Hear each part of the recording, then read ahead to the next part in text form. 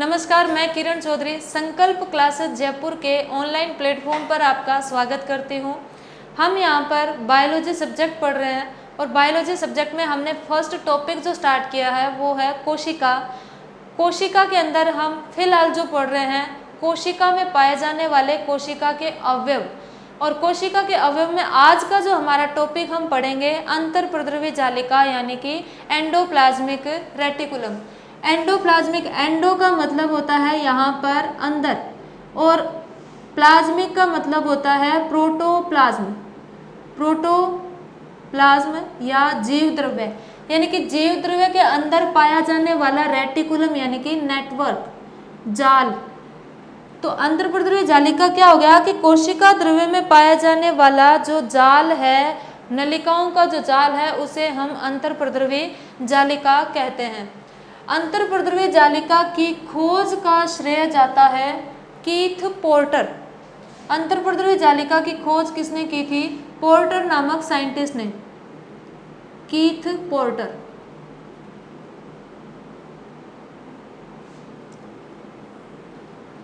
सभी प्रकार के कंपटीशन में यह जो है पोर्टर जो है, इसके बारे में कई बार पूछा जाता है। एंडोप्लाज्मिक रेटिकुलम की खोज किसने की थी?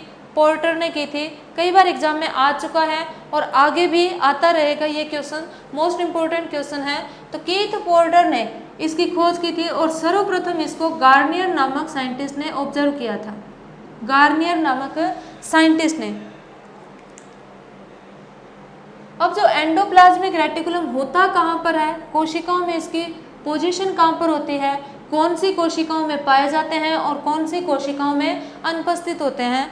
तो देखो, उपस्थिति देखते हैं पहले हम, ऑक्यूरेंस इसकी देखते हैं। तो अंतर्प्रद्रवी जालिका जो है वो यूकैरियोटिक कोशिकाओं,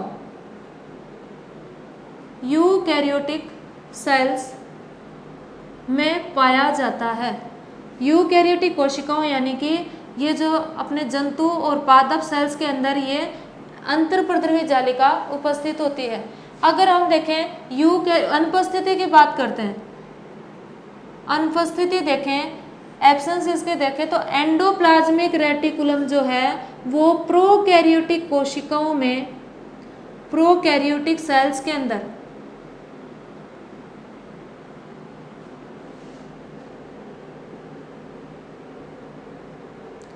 मुख्य रूप से अनुपस्थित होता है। प्रोकैरियोटिक कोशिकाओं में किसी भी प्रकार के झिल्ली युक्त कोशिकाएं पाए नहीं जाते, इसलिए प्रोकैरियोटिक कोशिकाओं में अंतर्प्रद्रवी जालिका जो है वो अनुपस्थित होता है। इसके अलावा हम देखें कि यूकैरियोटिक कोशिकाएं भी हैं कुछ जिसमें अंतर्प्रद्रवी जालिका नहीं पाई जाती, जैसे मेच्योर आरबीसी, मेच्योर परिपक्व आरबीसी के अंदर अंतर्प्रद्रवी जालिका जो है वो अनुपस्थित होती है। ऐसे ही हम देखें कि मेच्योर चालनी नलिकाओं में सीव ट्यूब या चालनी नलिकाएं,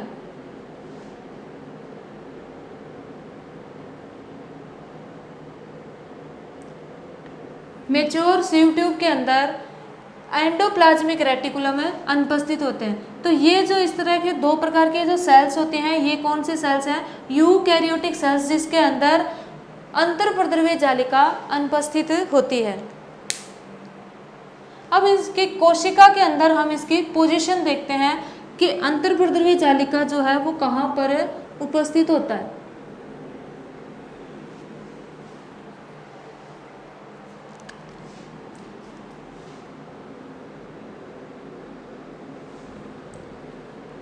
ये कोशिका है और इस कोशिका के केंद्र में केंद्रक पाया जाता है।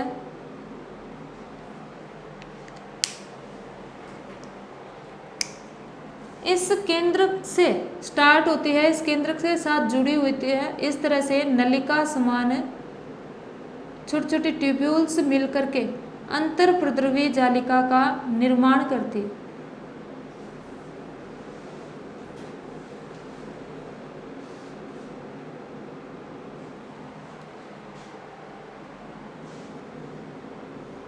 Endoplasmic reticulum.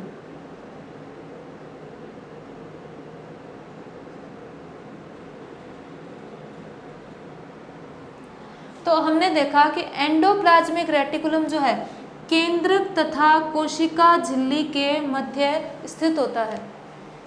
पोजीशन देखें हम, स्थिति कहाँ पर स्थित होता है? ER जो है वो केंद्रक तथा कोशिका झिल्ली के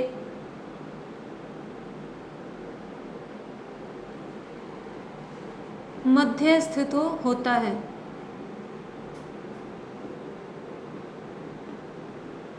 यह एक साइड से किससे जुड़ा हुआ है? केंद्रक से, और दूसरी साइड से यह कोशिका झिल्ली से जुड़ा हुआ होता है। अब देखो, इस प्रकार केंद्रक से लेकर के कोशिका झिल्ली तक यह एक स्केलेटन का निर्माण करता है, एक अंतःकंकाल का निर्माण करता है। किसके अंतःकंकाल? कोशिका के अंतःकंकाल का निर्माण करता है। इस प्रकार अंतर्प्रद्रव्य जालिका जो है वो कोशिका के शेप को निर्धारित करता है, कोशिका के आकृति को बनाए रखता है। तो देखो यहाँ पर हम देखें तो इसके देखो ये जो अंतर्प्रद्रव्य जालिका की जो झिल्ली होती है, इस झिल्ली पर इस प्रकार से कुछ कण चिपके हुए पाए जाते हैं जिन्हें हम राइबोसोम कहते हैं। राइबोसोम स्मूथली जो पूरे अंतर्प्रद्रव्य जालिका पर नहीं पाए जाते हैं,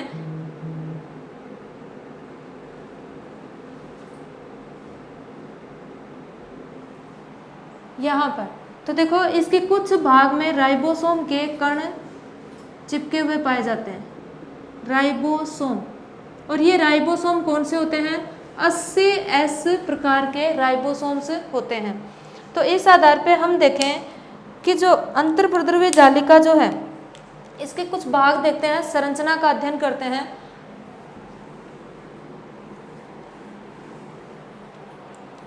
अंतर्प्रद्रव्य जालिका में पाए जाने वाले घटक या कंपोनेंट। अंतर्प्रद्रव्य जालिका में 3 घटक पाए जाते हैं।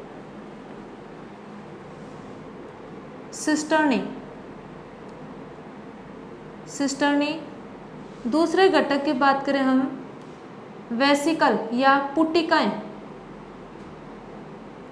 तथा ट्यूब्यूल्स।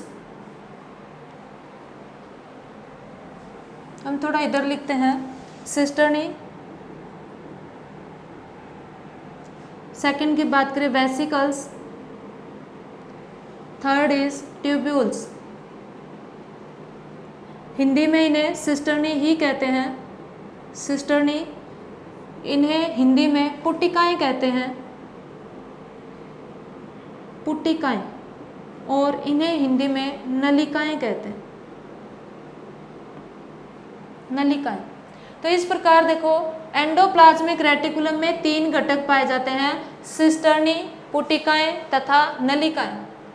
सिस्टर्नी जो होती है वो अशाखित ट्यूबुलर संरचनाएं, नलिकाकार संरचनाएं होती हैं जो एक दूसरे के समानांतर स्थित होती हैं।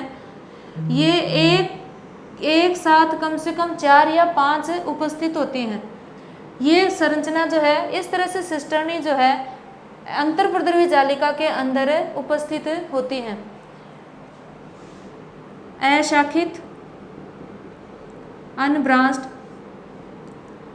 समानांतर, अशाखित नलिकाकार संरचनाएं या थैले समान संरचनाएं जो एक दूसरे के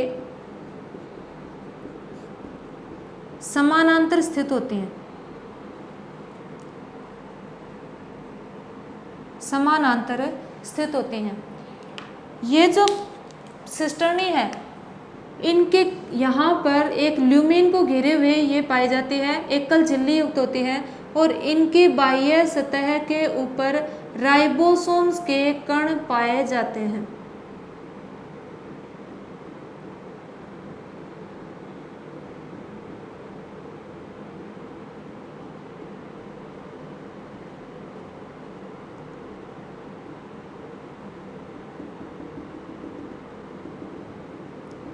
इस प्रकार इनकी जो झिल्ली होती है, सिस्टर्नी की जो झिल्ली होती है वो खुरदरी होती है, यानी कि इनकी सतह पर राइबोसोम के कण चिपके हुए रहते हैं, राइबोसोम।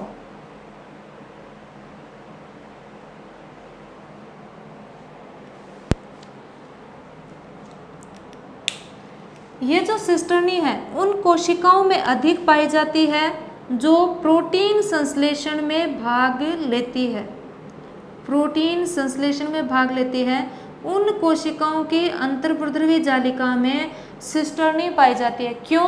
क्योंकि सिस्टर्नी के सतह के ऊपर राइबोसोम के कण पाए जाते हैं और राइबोसोम जो है वो प्रोटीन संश्लेषण में भाग लेते हैं। दूसरा हम बात करते हैं पुटिकाओं की। पुटिकाएं दो प्रकार की होती है, कुछ पुटिकाएं खुरदरी होती है तथा कुछ पुटिकाएं जो है वो चिकनी होती है। कुछ पुटिकाओं के ऊपर राइबोसोम्स के कण चिपके हुए पाए जाते हैं और कुछ पुटिकाएं जो है वो स्मूथ होती है। तो ये भी क्या है, यहाँ पर राइबोसोम के कण चिपके हुए पाए जाते हैं। पुटिकाएं जो है वो स्रावी प्रकार की कोशिकाओं में पाई जाती हैं। स्रावी प्रकार की कोशिकाओं में। क्यों? क्योंकि ये जो वेसिकल्स जो हैं ये इनमें वो पदार्थ पाए जाते हैं जिनको गोल्जी काय तक लेकर के जाना होता है और गोल्जी काय जो है इन पदार्थों में मॉडिफिकेशन करके, इन पदार्थों में रूपांतरण करके और इनका बाहर कोशिका से बाहर इसका स्राव कर देती है। तो इस प्रकार हम कह सकते हैं कि वेसिकल्स या पुटिकाएं जो है वो स्रावी प्रकार की कोशिकाओं में पाई जाती है। तीसरा हम देखते हैं ट्यूब्यूल्स या नलिकाएं। इस प्रकार से शाखित नलिकाएं पाई जाती है। तो नलिकाएं कैसी होती हैं? शाखित नलिकाकार संरचनाएं होती हैं। ये जो नलिकाएं होती है इनकी सतह चिकनी होती है, इस पर किसी प्रकार का राइबोसोम नहीं पाए जाते हैं। इसका मतलब यह जो है ट्यूब्यूल जो है ये उन कोशिकाओं में पाई जाती है जो वसा के संश्लेषण में भाग लेती है। वसा के संश्लेषण में भाग लेने वाली कोशिकाओं में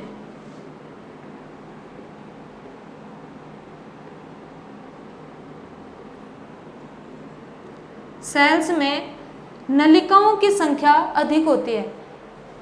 स्रावी प्रकार की कोशिकाओं में पुटिकाएं पाई जाती है, जबकि प्रोटीन संश्लेषण में भाग लेने वाली कोशिकाओं में सिस्टर्नी पाई जाती है। सिस्टर्नी के ऊपर राइबोसोम्स चिपके हुए रहते हैं। अब ये जो राइबोसोम है, राइबोसोम जो है वो इसके सिस्टर्नी के ऊपर एक प्रोटीन के द्वारा चिपकते हैं और उस प्रोटीन को कहते हैं राइबोफोरिन।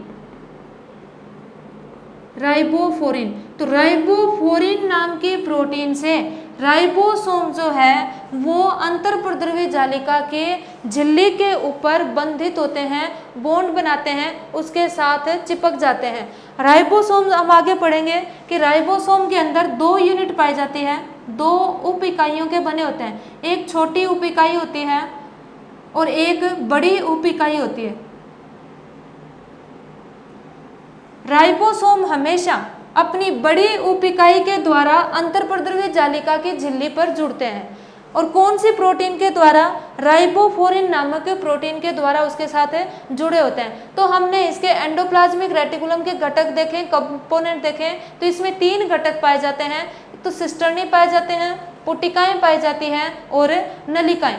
सिस्टर्नी जो है राइबोसोम युक्त पाई जाती है और ये जो है इस तरह से थैले समान संरचनाएं होती है जो एक दूसरे के समानांतर स्थित होती है और अशाखित होती है। ये उन कोशिकाओं में पाई जाती है जिसमें प्रोटीन संश्लेषण होता है। पुटिकाएं जो होती हैं वो गोलाकार संरचनाएं होती हैं। कुछ पुटिकाओं पर क्या पाए जाते हैं? राइबोसोम्स भी पाए जाते हैं। ये पुटिकाएं उन कोशिकाओं में पाई जाती है जो कोशिकाएं स्त्रावण का कार्य करती है, जैसे हार्मोन का स्त्रावण करने वाली कोशिकाओं में, स्टीरॉयड का स्त्रावण करने वाली कोशिकाओं में। इसके बाद हम देखें ट्यूब्यूल्स जो नलिकाएं जो होती है ये शाखित होती है और इस तरह से ब्रांच्ड नलिकाकार स्ट्रक्चर होती है और ये इनके ऊपर किसी प्रकार का राइबोसोम नहीं पाया जाता। ये उन कोशिकाओं में पाई जाती हैं जो वसा के संश्लेषण में भाग लेती हैं। तो इस प्रकार इसके 3 घटक हो गए। अब हम देखते हैं राइबोसोम की उपस्थिति और अनुपस्थिति के आधार पर एंडोप्लाज्मिक रेटिकुलम 2 प्रकार के होते हैं।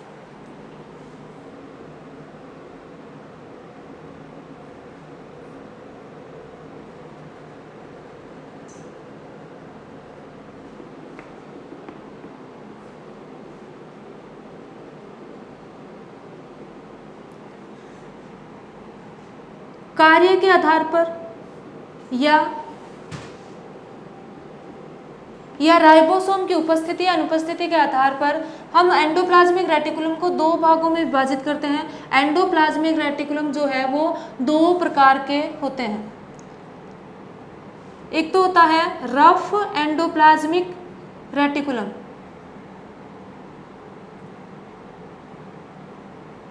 रफ एंडोप्लाज्मिक रेटिकुलम, और दूसरा होता है स्मूथ एंडोप्लाज्मिक रेटिकुलम।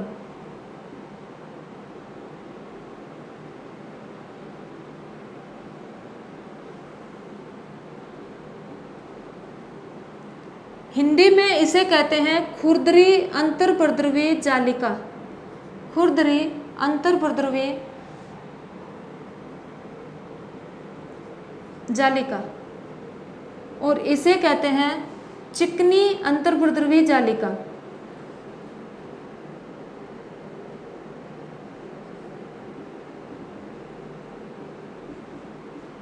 शॉर्ट में हम इसे लिखेंगे RER और इसे लिखेंगे SER, SER। तो वह अंतर्प्रद्रवीय जालिका जिसकी बाह्य सतह पर राइबोसोम के कण पाए जाते हैं, राइबोसोम्स के कण जुड़े होते हैं, वो एंडोप्लाज्मिक रेटिकुलम कौन सी होगी? रफ एंडोप्लाज्मिक, यानी कि जो उसकी बाह्य सतह है वो खुरदरी हो जाती है राइबोसोम के कण के कारण। और वह अंतर्प्रद्रवीय जालिका जिसकी बाह्य सतह जो है वो चिकनी होती है, बाह्य सतह चिकनी होती है,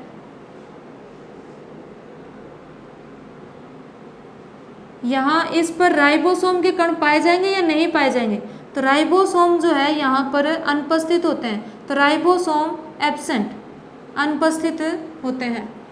दूसरा जो है रफ एंडोप्लाज्मिक रेटिकुलम जो है वो केंद्रक के पास स्थित होते हैं। अगर इसकी स्थिति देखें तो ये कहाँ पर स्थित होते हैं? केंद्रक के पास स्थित। जबकि हम SER की बात करें, स्मूथ एंडोप्लाज्मिक रेटिकुलम की बात करें, तो ये जो है कोशिका झिल्ली के पास स्थित होते हैं, कोशिका झिल्ली के पास। तीसरा हम देखें कि खुरदरी अंतर्प्रद्रवीय जालिका या RER जो है वो उन कोशिकाओं में पाई जाती है जिनमें प्रोटीन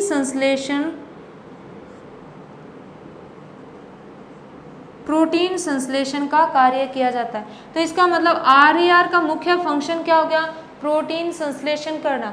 स्मूथ एंडोप्लाज्मिक रेटिकुलम या चिकनी अंतर्प्रद्रवीय जालिका जो है यह उन कोशिकाओं में पाई जाती है जिनमें वसा का संश्लेषण होता है, वसा का संश्लेषण करने वाली कोशिकाओं में स्मूथ एंडोप्लाज्मिक रेटिकुलम पाई जाती है। तो इसका मुख्य कार्य SER का मुख्य कार्य क्या हो गया? वसा का संश्लेषण करना। इसका मुख्य कार्य क्या होता है? प्रोटीन का संश्लेषण करना।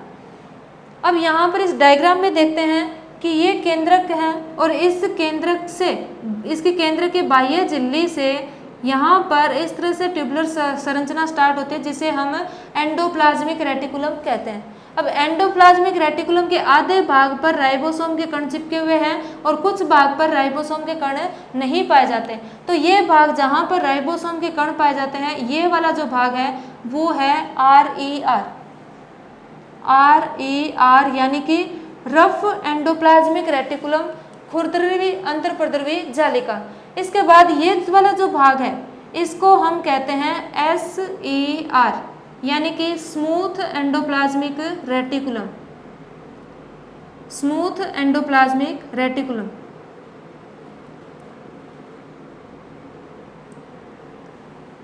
तो ये इसकी पोजीशन जो है वो कहाँ पर है? केंद्रक के पास। और SER की पोजीशन जो है वो नॉर्मली कहाँ पर है? कोशिका झिल्ली के पास।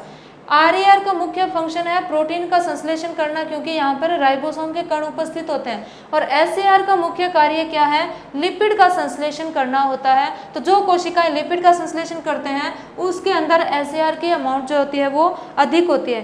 दूसरा, SAR का मुख्य कार्य एक और होता है, ये डिटॉक्सिफिकेशन का कार्य करते हैं। डिटॉक्सिफिकेशन, डिटॉक्सिफिकेशन का मतलब होता है निराविषीकरण करना। निराविषीकरण यानी कि कोशिका में पाए जाने वाले विष पदार्थ जो होता है उसका प्रभाव को खत्म करता है या उसको चेंज कर देता है। तो इसलिए इसका जो डिटॉक्सिफिकेशन का कार्य कौन करके जाता है? चिकनी अंतर्प्रद्रवी जालिका। एग्जाम में पूछा जाता है अंतर्प्रद्रवी जालिका के कार्य या फंक्शन के बारे में। तो हम यहाँ पर अंतर्प्रद्रवी जालिका के मुख्य कार्य क्या है? एक तो प्रोटीन का संश्लेषण करना, प्रोटीन का संश्लेषण। दूसरा कार्य हम देखें लिपिड का संश्लेषण। अभी हमने इनके अलग अलग कार्य भी पढ़ लिए हैं। लिपिड्स का संश्लेषण, लिपिड का संश्लेषण करके जाता है SAR और प्रोटीन का संश्लेषण करके जाता है RAR यानी कि रफ एंडोप्लाज्मिक रेटिकुलम। इसके बाद हम देखते हैं कि गोल्जी काय या गोल्जी बॉडी जो है इसका निर्माण जो है वो कौन करता है? अंतर्प्रद्रवी जालिका। और गोल्जी काय किसका निर्माण करती है? लाइसोसोम का। तो एक तरह से लाइसोसोम का निर्माण भी कौन करके जाता है? अंतर्प्रद्रवी जालिका। इसके बाद हम बात करें प्रोक्सिसोम। प्रोक्सिसोम जो है इसका निर्माण कौन करके जाता है? अंतर्प्रद्रवी जालिका। तो देखो गोल्जी काय, लाइसोसोम तथा प्रोक्सिसोम का निर्माण करने का कार्य करता है एंडोप्लाज्मिक रेटिकुलम। कोशिकाओं में डिटॉक्सिफिकेशन का कार्य करता है एंडोप्लाज्मिक रेटिकुलम। डिटॉक्सिफिकेशन मुख्य रूप से यहाँ पर हम बात करें तो आता है SER स्मूथ एंडोप्लाज्मिक रेटिकुलम, जो कोशिकाओं में डिटॉक्सिफिकेशन का कार्य करता है, निराविषीकरण का कार्य करता है।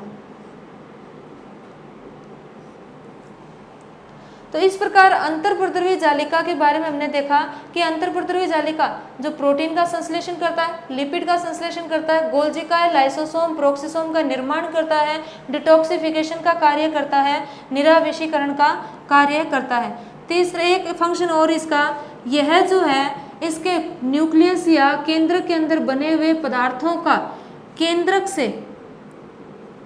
से कोशिका द्रव्य में परिवहन का कार्य करता है। केंद्रकीय पदार्थों को कोशिका द्रव्य तक पहुंचाने का कार्य अंतर्प्रद्रवी जालिका करता है। तो ये हमारा टॉपिक होता है कंप्लीट, अंतर्प्रद्रवी जालिका या एंडोप्लाज्मिक रेटिकुलम।